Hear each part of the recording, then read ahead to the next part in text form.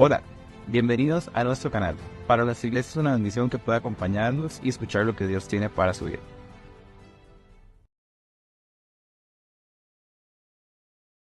Así que hermano, está en su casa, adelante. No se preocupe por el tiempo, aquí estamos acostumbrados a sermones de 2 horas y media. Gracias hermano, Dios me lo bendiga ricamente. ¿Cómo están mis hermanos? Bien. Estamos contentos, estamos regocijados, estamos entusiasmados, porque no hay mejor lugar que estar en la casa del Señor. Amén. Usted puede haber escogido dónde estar hoy, pero hoy venimos para honrar al Señor, para adorarlo, para glorificarle, pero venimos también para edificarnos con su palabra. Ya nos hemos edificado, ¿verdad? Y vamos a seguir edificándonos.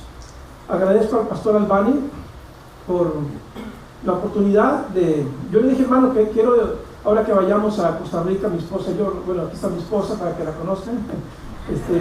Ella está aquí un poquito porque padece del vértigo, se marea, entonces a veces tiene que estarse moviendo, pero le dije al hermano Albani que quería estar un domingo aquí para saludarles. Y entonces él me dice, bueno, mira, puede predicar. Entonces es una oportunidad bonita de recordar este lugar, porque este lugar realmente para mí es muy significativo.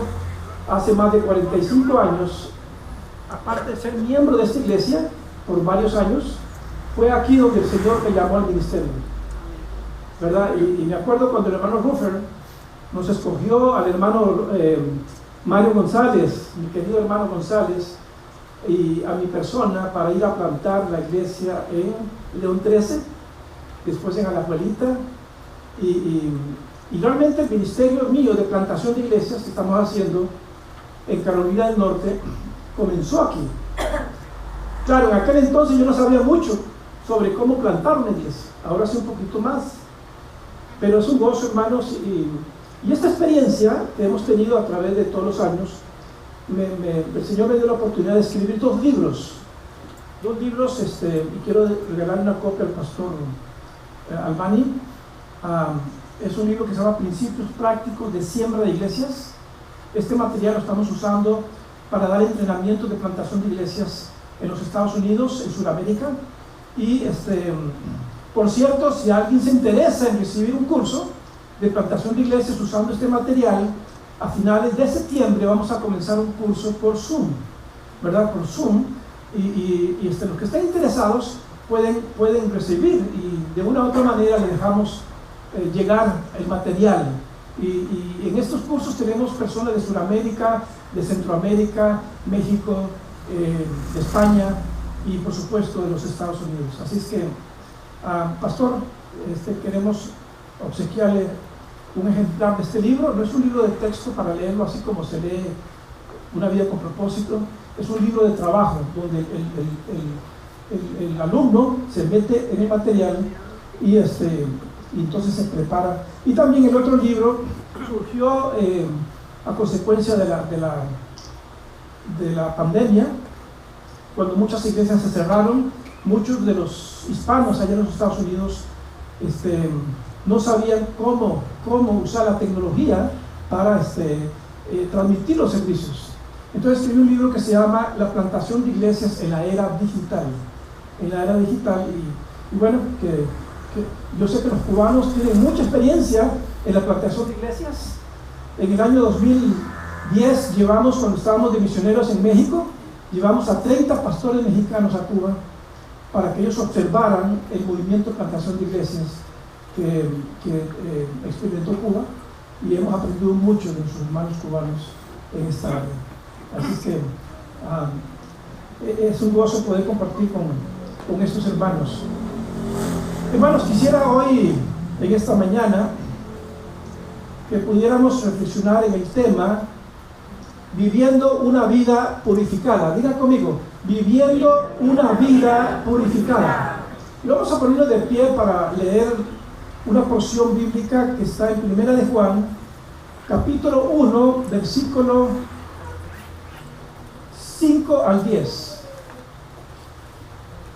La hermana animó para que trajeran sus Biblias, pero si usted no la trajo, no puede abrir su Biblia, pero la puede encender en sus aparatos.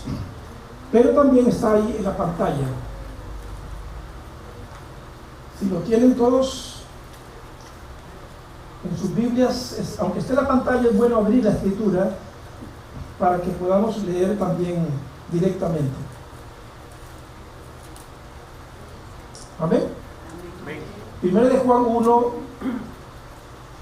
5 al 10. Este es el mensaje que hemos oído de Él y os anunciamos. Dios es luz y no hay ninguna tinieblas en Él. Si decimos que tenemos comunión con Él y andamos en tinieblas, mentimos y no practicamos la verdad. Pero si andamos en luz como Él está en luz, tenemos comunión unos con otros y la sangre de Jesucristo su Hijo nos limpia de todo pecado. Si decimos que no tenemos pecado, nos engañamos a nosotros mismos y la verdad no está en nosotros. Si confesamos nuestros pecados, Él es fiel y justo para perdonar nuestros pecados y limpiarnos de toda maldad. Si decimos que no hemos pecado, le hacemos a Él mentiroso y su palabra no está en nosotros. Oremos. Padre, gracias por tu palabra que ha sido expresada a través de los cantos, a través de la enseñanza de esta mañana, a través de la lectura que hemos tenido. Ahora nos preparamos para escuchar tu palabra proclamada. Permita, Padre, que los que están aquí, que no te conocen, que hoy te puedan conocer. Y los que ya te conocemos, que hoy te conozcamos mejor, Señor. Te honramos y te bendecimos. Lo pedimos en el nombre de Jesús. Amén. Amén. Pueden tomar sus asientos. ¿Cuántos de los que están aquí pueden decir que usted es parte del mejor grupo que existe en todo el universo? Amén. Y me refiero a la iglesia. Me refiero a la iglesia local. Todos nosotros aquí presentes somos parte o debemos de ser parte de una iglesia local. Por lo tanto, tenemos una responsabilidad que cumplir. Mire, como cristianos y como iglesia, ¿sabe cuál es la gran responsabilidad que tenemos en este mundo? Nuestra gran responsabilidad es llevar el mensaje del Evangelio a un mundo que está perdido, a un mundo que está decayéndose y hundiéndose más y más en el pecado. Entonces, todos somos llamados a compartir el mensaje de salvación a toda persona, no importa su raza, no importa su color, no importa su posición social. Hermanos, el deseo de Dios es que todos le conozcan, ¿no es cierto? Él dice que no quiere que nadie perezca, sino que todos procedan al arrepentimiento. ¿Y sabe qué? Nosotros somos los instrumentos de Dios para llevar este mensaje a cada rincón de este barrio, de este país y más allá de este país. Hasta el punto que dice la Biblia que si nosotros no hablamos, ¿quiénes van a hablar? Las piedras hablarían. Entonces, el deseo de Dios es que cuando usted llega a su trabajo, a su escuela, a su vecindario, con sus compañeros de trabajo, que cada uno pueda desarrollar una disciplina de evangelización como un estilo de vida, como un modo de vida continuo. O sea, poder tener un estilo de vida continuo, espontáneo, para compartir del amor de Dios con todos los que están perdidos. Pero aquí viene lo importante. Mire, para poder compartir del amor de Dios con otros, escuchen bien, nuestras palabras deben de ir de acuerdo a nuestra forma de vivir. ¿Qué dije? Para poder compartir de Jesús, para poder compartir del amor de Dios con otros, nuestra vida debe de ir de acuerdo a nuestra forma de vivir. ¿Y Y quiero decirles, mis hermanos, que cada uno de ustedes son el testimonio de su iglesia, donde quiera que estén. O pueden honrar a su iglesia con su vida, o pueden deshonrar a la iglesia con su forma de vivir. Escuche esto. Nuestro mensaje, este mensaje que tenemos, nuestro mensaje solo es efectivo cuando va acompañado por una vida limpia, una vida santa, una vida pura delante de la presencia de Dios. Lamentablemente muchos han dañado este mensaje que es íntegro, viviendo vidas vergonzosas, dando malos testimonios. Personas con un pie en las cosas del mundo y con otro pie en las cosas de Dios. Por eso el mundo ya no quiere creer en el cristianismo. Ya no hay respeto. Y por eso no vemos respuesta de la gente. Algunos han dicho, para hacer lo que es fulano, que va a la iglesia, yo mejor me quedo en casa. Y a veces tiene la razón. A veces el mundo nos tildan nos generalizan o nos tildan de monos y payasos. Y no estoy hablando de una persecución cristiana y verdadera por predicar un mensaje íntegro, que somos perseguidos por servir a Dios. Estoy hablando de los escándalos, los malos testimonios de un evangelio barato que se está predicando hoy en día, donde se le dice a la gente: venga a Cristo y sus problemas se le van a acabar. Eso es mentiras. Más bien, el que se acerca a Jesús sabe que van a venir los problemas y mucho más de lo que estuvo. ¿Debe de sorprendernos eso? No, porque Jesús nos los advirtió. Jesús nos dijo: en el mundo tendréis aflicción, pero confiad, dijo, yo he vencido al mundo. Mis hermanos, el diablo ya se ha burlado mucho del pueblo de Dios. Es hora de volvernos a Dios, es hora de volvernos a la Biblia, es hora para comenzar a vivir una vida íntegra, genuina y verdadera, y así respaldar este mensaje del evangelio, que es el poder de Dios para transformar las vidas de las personas. Porque no podemos salir a la calle y decirle a la gente que Dios les ama si ve que nosotros nos amamos a nosotros mismos. Ellos tienen que ver algo diferente, y cuando lo vean, ellos van a venir a ver de dónde lo conseguimos, y cuando nos pregunten, vamos a decirles de dónde lo tomamos, y vamos a decirles que Jesucristo es lo que hace la diferencia. ¿Por qué que la iglesia no ha vivido diferente al mundo? ¿Qué es lo que tenemos diferente al mundo? ¿Porque cantamos y aplaudimos en nuestras reuniones? Miren, mis hermanos, Dios nos diseñó su iglesia para ser un grupo raro que se encierra en un edificio para aplaudir, asustar a la gente y tocar el pandero.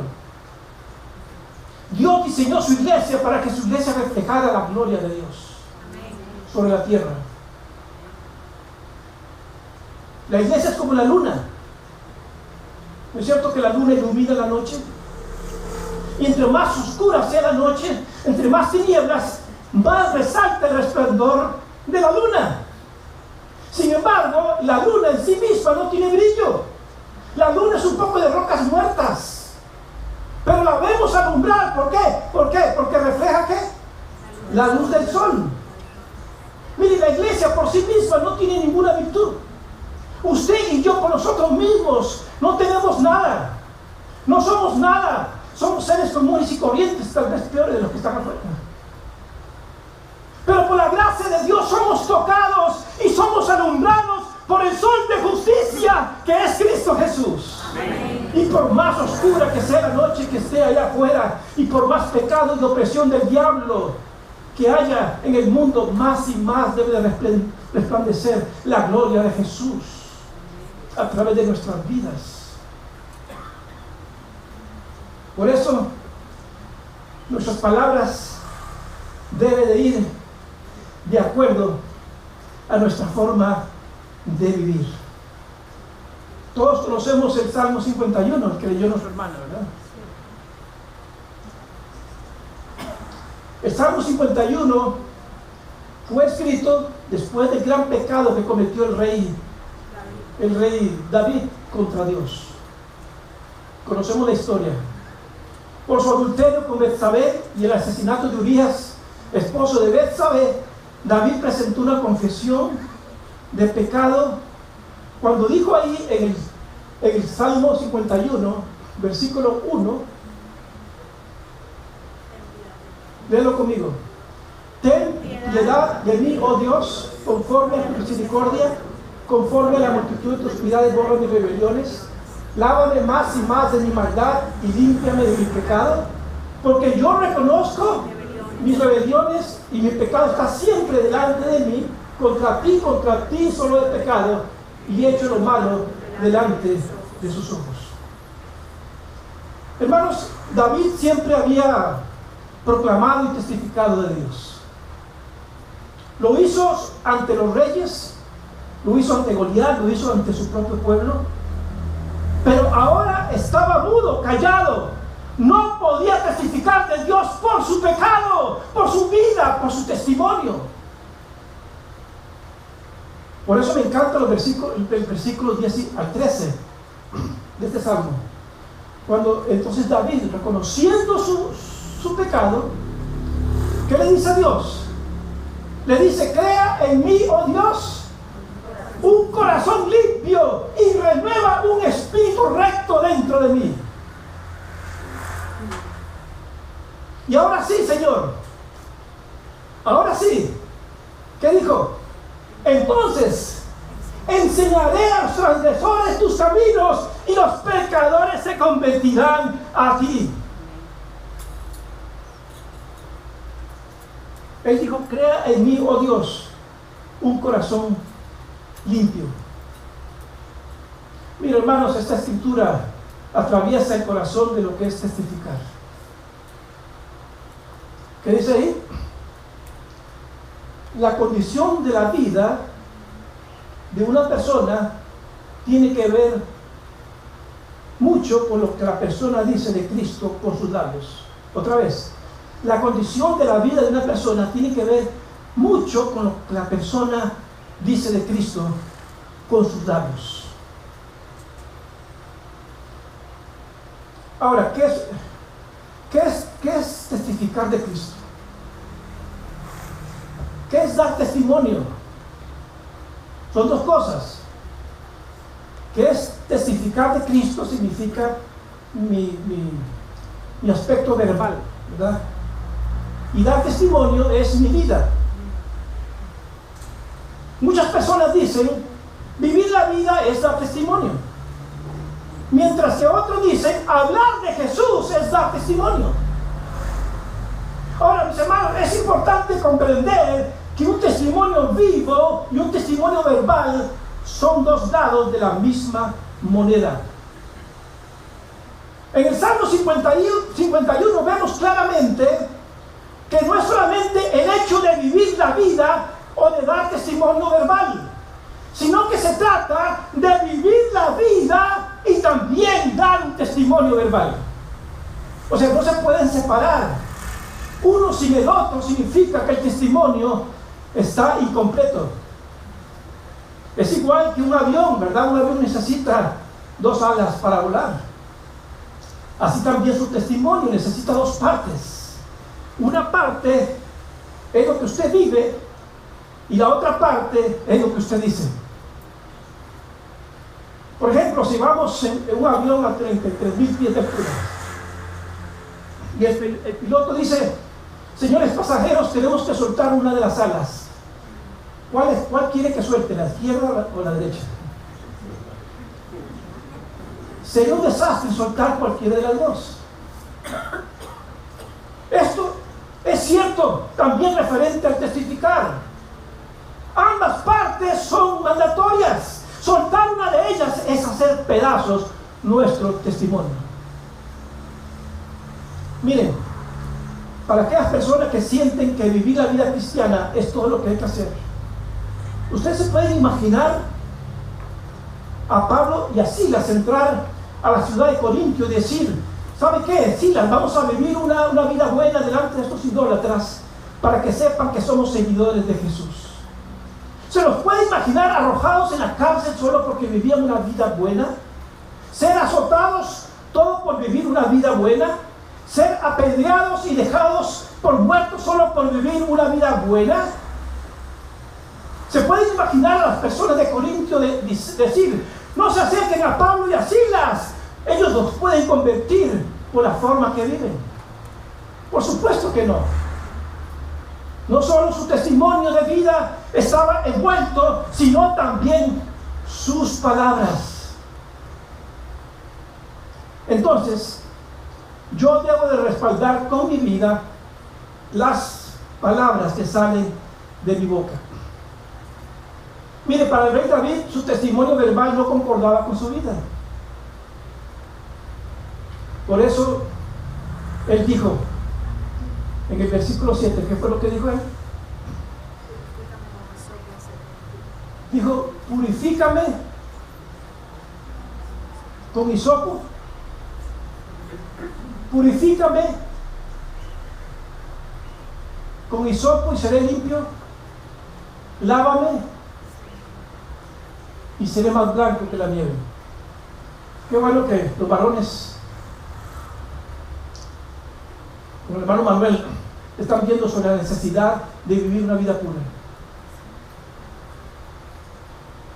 Hermanos, para poder testificar de Cristo, ya sea con nuestras vidas o con nuestras palabras, tenemos que vivir una vida pura. ¿Una vida qué? Una vida pura. Entonces la pregunta es, ¿cómo puedo yo tener una vida purificada diariamente? ¿Cómo puedo yo tener una vida purificada diariamente?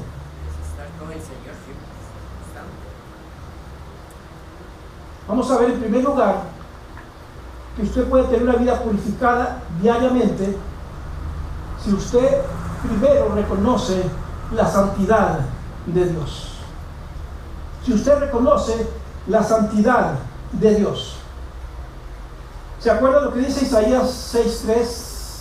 Isaías, cuando tuvo el encuentro con Dios y se vio tan pecaminoso,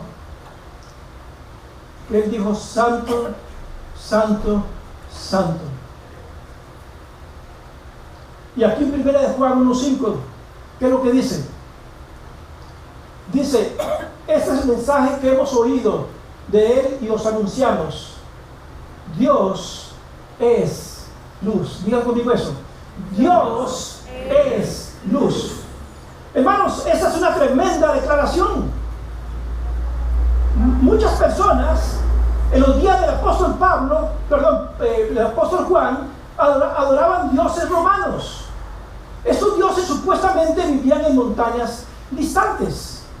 Ellos se tiraban lanzas unos a otros, mentían, engañaban, mataban, trataban con los seres humanos, pidiéndoles sacrificios humanos. Y en medio de todas esas creencias supersticiosas acerca de Dios, Juan dice, no, Dios no es así. Dios es luz, Él es perfecto, Él es como una joya sin defecto. Dios es luz. Amén.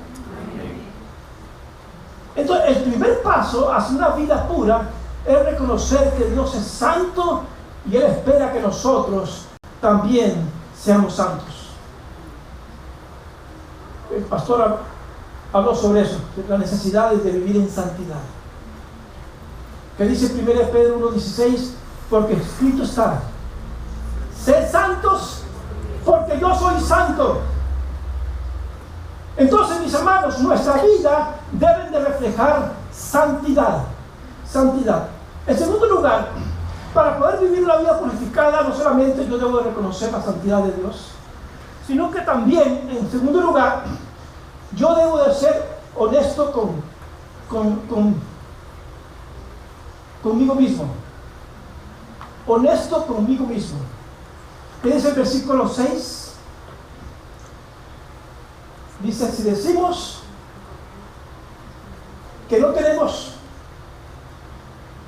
si decimos que tenemos comunión con Él y andamos en tinieblas, mentimos y no practicamos la verdad. ¿Qué quiere decir eso? ¿Qué quiere decir eso?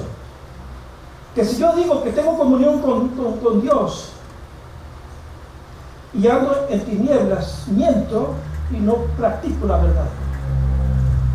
Bueno, mis hermanos, esto quiere decir que si yo digo que tenemos comunión con Dios y vivimos sin adulterio, mentimos.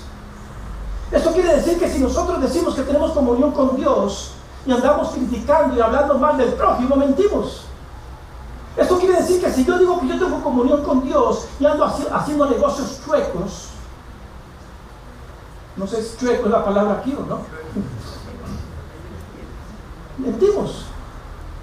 Si yo digo que tengo comunión con Dios y engañamos a Dios con nuestros diezmos y ofrendas, estamos mintiendo.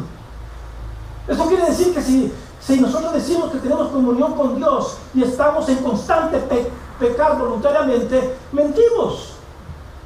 Entonces yo tengo que ser honesto conmigo mismo y reconocer lo que yo soy en comparación a lo que Dios es.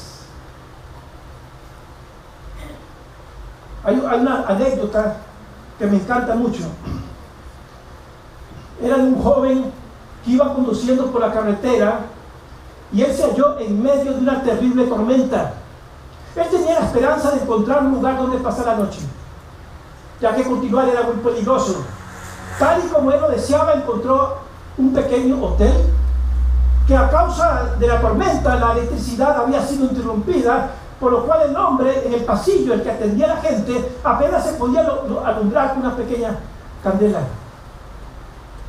Pero este joven, cansado, tomó la primera habitación que le ofrecieron, fue dirigido a la luz de una pequeña candela hasta la habitación, donde se cambió de ropa y se acostó a dormir. Mire, la mañana siguiente, la tormenta había pasado y el sol alumbró la habitación con una luz diferente. Ese hombre empezó a ver todo lo que había en ese cuarto. Mire, todo: el techo, las paredes, el piso, las alfombras, las cubrecamas, las sábanas, las fundas de las almohadas, todo estaba asqueroso. ¿Cuál era la diferencia? Es que durante la noche él había visto todo a la luz de una candela, pero en el día lo había visto todo a la luz del sol. Miren, mis hermanos, a la luz del mundo, a la vista de los hombres, usted puede aparentar ser tan bueno como el pastor, el maestro de la escuela dominical o el diácono. A la luz del mundo, usted puede ser mejor que el pervertido, que la prostituta o el vendedor de narcóticos. Pero cuando nosotros medimos nuestra vida a la luz del carácter perfecto de Dios, las faltas y defectos comienzan a relucir, a surgir. Y nos damos cuenta que tan lejos estamos de Dios. Alguien dijo que las mayores preguntas que se hace el hombre es ¿quién soy y hacia dónde voy? Pero yo creo que la mejor pregunta no es quién soy ni a dónde voy, sino qué soy. ¿Qué soy? Escuche bien, a la luz del carácter de Dios soy un pecador. Estoy lleno de codicia, orgullo, envidia, celo, soy corrupto, degradado, inmoral, soy sucio, duro, sensual y egoísta. Isaías vio a Dios elevado y sublime, y en su respuesta a ver a Dios en su santidad y al verse a sí mismo en toda su pecaminosidad, simplemente dijo: ¡ay de mí que soy muerto! Porque siendo hombre inmundo de labios. Entonces, fuera con la hipocresía. Para tener una vida purificada, debemos de ser honestos acerca de Dios, de que Él es santo, santo, santo, y acerca de nosotros mismos, al darnos cuenta que tan lejos estamos de la voluntad de Dios. Entonces, para poder vivir una vida purificada, mis hermanos, no solamente yo debo reconocer la santidad de Dios, no solamente debo ser honesto conmigo mismo, sino que en tercer lugar, para vivir una vida purificada, cada día yo necesito confesar mis pecados a Dios. Diariamente, confesar mis pecados a Dios. ¿Qué dijo? Usted puede vivir una vida purificada diariamente si usted confiesa su pecado. El pecado en la vida del cristiano no rompe nuestra relación con Dios. Yo puedo pecar, pero eso no va a hacer que yo pierda la salvación si yo realmente fui genuino y mi salvación fue sincera. Si yo peco, el pecado en la vida del cristiano no rompe nuestra relación con Dios, pero sí interrumpe nuestra comunión con Él. ¿Sí me explico? Porque cuando pecamos es como si pusiéramos una pared entre nosotros y un Dios Padre que es santo, santo, santo. El efecto es el mismo cuando usted desenchufa el cordón eléctrico. Perdemos nuestra fuente a causa del pecado. ¿Cuál es la solución del pecado? ¿Cuál es la solución? ¿Qué dice ahí? La solución al pecado es la confesión. La confesión es lo único que nos restaura a una comunión renovada con el Padre.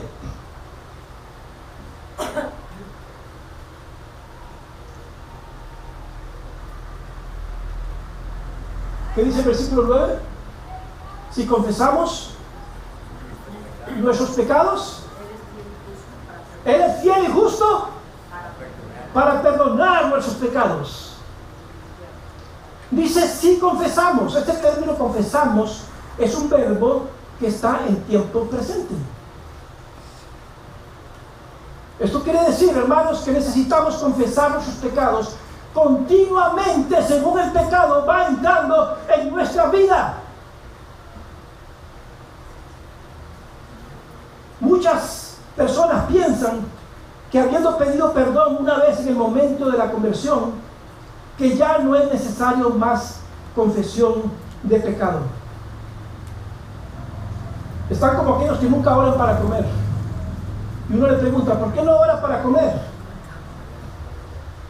No, porque yo cuando compro toda la comida, la pongo en la despensa y ya oro por toda la comida, ya está bendecida. Pero ¿qué es el pecado cometido después que hemos sido salvos?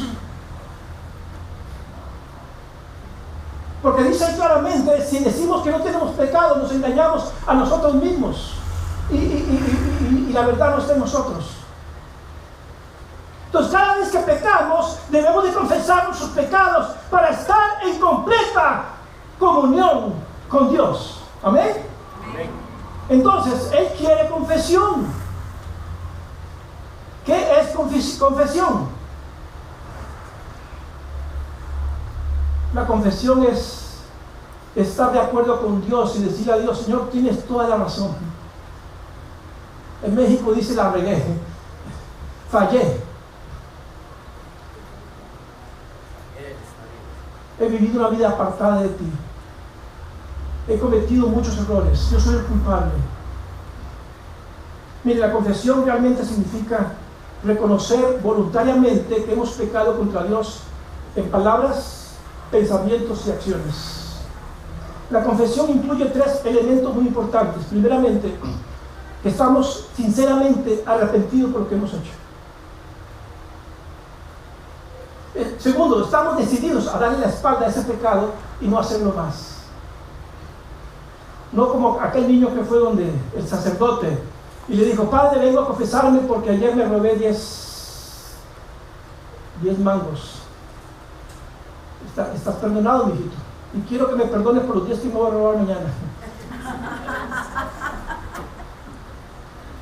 No, la confesión es que estamos decididos a darle la espalda a ese pecado y no hacerlo más. Y tercero, que estamos agradecidos a Dios porque Él nos perdona. Él nos perdona. Y qué hermoso es experimentar el perdón de Dios. Por eso, si usted anda apartado de Dios, si usted anda fuera de los caminos de Dios, experimente lo que es el perdón, viniendo ante el Señor y confesar sus pecados.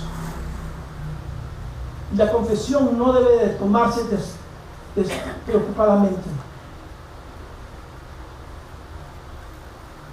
Escuchen la confesión del rey David en el capítulo 32 de Salmos 3. Dice David: mientras callé, se envejecieron mis huesos. El no confesar también nos enferma, nos toca físicamente. En mi gemir todo el día.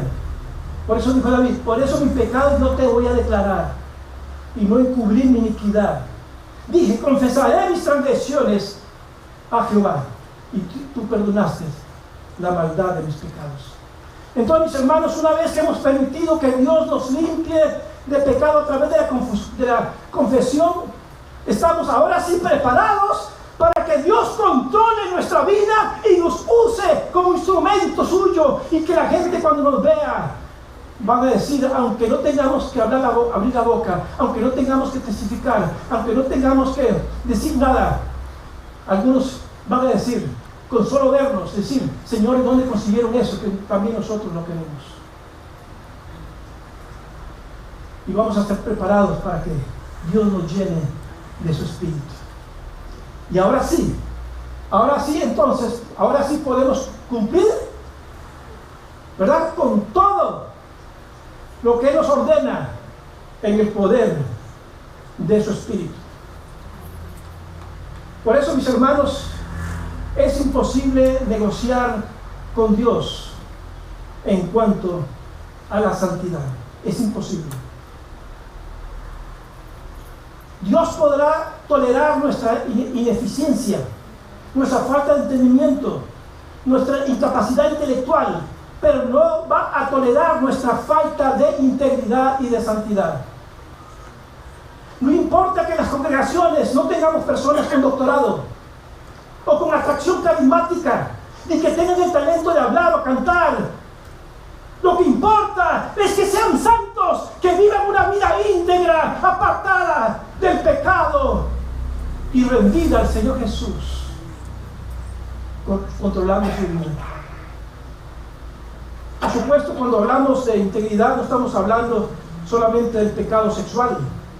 Claro que es un pecado terrible por todas las heridas y dolores y tragedias que produce. Pero ¿qué del pecado del orgullo, de la envidia, la codicia, la deshonestidad, del maltrato a su esposa, de la mentira, de la infidelidad, de nuestras promesas a Dios que hemos fallado, la ira, el enojo, la falta de humildad y cosas semejantes a estas, como Pablo diría? Hermanos, Dios no espera que seamos absolutamente perfectos, pero sí espera que seamos personas que caminemos en integridad, que tengamos un testimonio intachable delante de la presencia de Dios. ¿Cómo vives tú, mi hermano, mi hermana, mi amigo? ¿Cómo vives tú delante de Dios? Posiblemente vienes a la iglesia, posiblemente canta los coritos, posiblemente da diezmo, pero tal vez su corazón está lejos de Dios.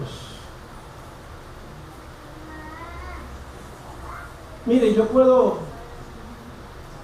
engañar a mis hijos, yo puedo engañar a mi esposa, yo puedo impresionar a todo un pueblo, pero la Biblia dice que nadie puede engañar a Dios. Nadie puede engañar a Dios. Por eso este es el momento para que reflexionemos y para que vengamos a Dios y le digamos: ¿sabes qué, Señor? Yo te he fallado. Yo he hecho lo que no ha sido su voluntad. Yo he vivido a mi manera, como la canción, ¿verdad? A mi manera. Pero no vivas a la manera suya, viva a la manera de Dios. Que eso es lo que cuenta. ¿Hay algún pecado que ha roto su relación con Dios? Vamos a pausar por unos momentos y tomar esta oportunidad para que individualmente, calladamente, donde están sentados, cada uno pueda confesar a Dios pecados de los cuales están conscientes. Yo no sé cuáles son. Pueden ser resentimientos, odios, mentiras, enojos, mal carácter, falta de comprensión en el seno familiar, y puede ser que la lista sea muy grande. Pero según ore, sinceramente acepte el perdón por esos pecados. Quiero que todos inclinen sus cabezas, cierren sus ojos, y que usted le diga a Dios en esta mañana: Señor, gracias por haberme hablado el corazón. Señor, reconozco que yo no he apreciado lo que tú eres. Dígale, Señor, dígaselo. Señor, yo quiero vivir una vida purificada. Dígale, yo quiero vivir una vida pura. No es que yo puedo, Señor, por mí mismo yo no puedo. Por eso necesito que intervengas en mi vida y me transforme. Dígaselo. Dígale, Señor, quiero vivir una vida purificada, reconociendo que tú eres santo, santo, santo. Quiero vivir esta vida purificada, dígaselo, siendo honesto conmigo mismo y reconociendo, Padre, mi pecado, y que yo soy el único responsable de mis hechos. Pero quiero vivir, dígaselo, esa vida purificada en estos momentos, confesándole a usted todos mis pecados. Quiero que me limpies, quiero que me santifiques, quiero que me transformes, me renueves.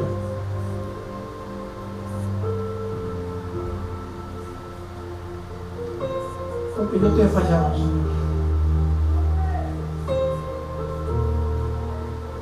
Pero como dice tu palabra, la sangre de Jesucristo, su Hijo, esa sangre de Jesús derramada en la cruz, me limpia de todo pecado. ¿Le dijiste eso al Señor? ¿Se lo dijiste de corazón? Si es así, levanta la mano y la bajas. Dios te bendiga, Dios te bendiga, Dios lo bendiga, Dios lo bendiga. ¿Alguien más? Amén. Dios te bendiga. Vamos a poner de pie para darle gracias a Dios por lo que el Señor nos ha permitido hoy recibir. Amén. Y antes de bajar de esta plataforma, no quisiera irme sin orar por ustedes. Y yo quisiera, hermanos y amigos, que los que están aquí, los que levantaron su mano o no lo hicieron, pero quieren que yo ore por usted. Si usted levantó su mano y fue sincero, o no la levantó, pero quiere que yo ore por usted, sálgase de la silla, véngase aquí al frente, véngase, sin temor, sin pena. No espere que otros pasen para que usted pase. Simplemente usted diga: Señor, aquí está mi vida, yo te necesito, transfórmame, renuévame, cámbiame. Pasa aquí al frente, pasa aquí adelante. Dios conoce el corazón de cada uno.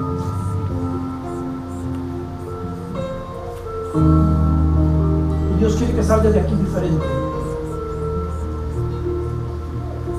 Aún si usted no pasó, pero ahí Dios te habló también. Dígale a Dios: Señor, dígale, Señor, gracias. Gracias por haberme hablado, Señor. Yo te necesito. Yo te necesito. Reconozco que he fallado, Señor. Pero yo sé que al reconocer tu santidad y al reconocer, oh Dios, mi pecado, siendo honesto conmigo mismo, y saber que si yo confieso, Señor, la sangre de Jesucristo, su Hijo, me limpia. ¿Qué más que eso? Ahora en este momento, Señor, dígaselo: limpia mi pecado, Señor, para comenzar a vivir una vida limpia, una vida santa, una vida pura ante su presencia. Señor, en esta hora yo pongo en tus manos a cada persona que ha pasado aquí al frente y aquella que no pasó, pero que usted le habló a su corazón. Para que usted, oh Dios, en el nombre de Jesús, Usted puede intervenir en sus vidas, cambiando sus corazones, sus mentes, para que ellos reconozcan que tú eres santo, santo, santo, y que no pueden acercarse a ti por su pecado, pero que si hay confesión y arrepentimiento, usted dice en sus palabras, acercaos a Dios y Él se acercará a vosotros. Por eso ahora acércate, Señor, a estas vidas a los cuales tú les has hablado grandemente, Señor. Bendíceles. Gracias por la iglesia, la primera iglesia bautista de Paso Ancho. Gracias por su pastor, gracias por sus líderes. Permita que esta iglesia siga siendo una luz, un faro en medio de un barrio que está en tinieblas. Y que muchos a través de esta iglesia puedan saber que Jesucristo es la única esperanza. Lo pedimos todo en el nombre de Jesús y las gracias te damos, ahora y siempre. Y el pueblo de Dios dice: amén, amén, amén. Den un aplauso al Señor Jesús, que Dios bendiga. Gracias, pastor, gracias, mis hermanos, por este tiempo.